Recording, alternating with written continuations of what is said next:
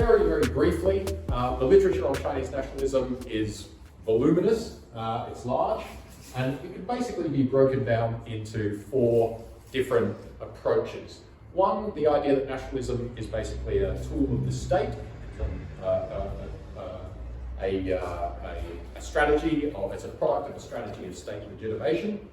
And the main effect of nationalism in this view is the resilience and stability of the state. Another version of, another account of nationalism in general basically sees nationalism as much more of a social force that states actually have to respond to and reckon with.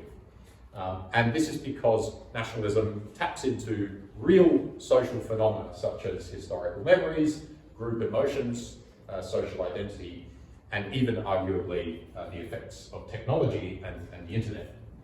So the main effect of nationalism from this perspective can be challenges to the state's legitimacy and the need for states to respond. Next slide, please. Now, another approach to studying nationalism has been based on the social psychology items in the International Social Survey project, which has generally taken nationalism to be related to but distinct from patriotism. Patriotism, the more positive pride in oneself, self-affirming, and a preference. It's measured with questions like, I would rather be a citizen of my country than any other country. Nationalism, by contrast, in different people's accounts, they put it together with patriotism as well, because the patriotism plus a sense of superiority and a blind support for one's own country. I find this a little bit problematic because as someone who's engaged with the policy side of things, if we see nationalism as being blind support for the state, whether it's right or wrong, then ultimately that kind of negates its possible policy relevance. Because if you're blindly supportive of the state, then you're not ultimately going to pose a challenge to the state. But I think one way out of that Ian Johnston has pointed to in his 2017 article, which is a bit of a model in terms of tracking back the direction and the intensity of nationalism in China over time, is that it's not just about these self-affirming sentiments, but also about the denigration of the other.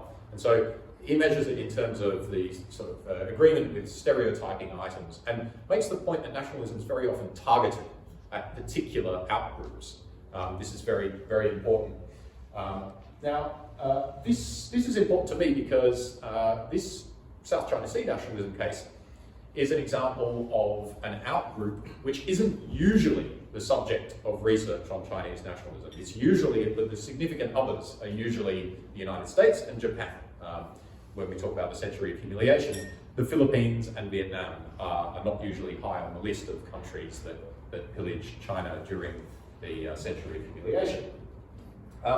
So it's an important alternative angle on Chinese nationalism, I think.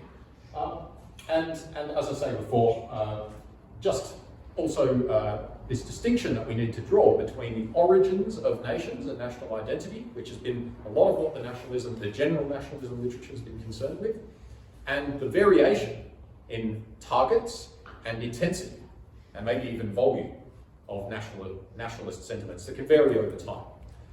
So those are the sort of basic contributions that I want to make in this research.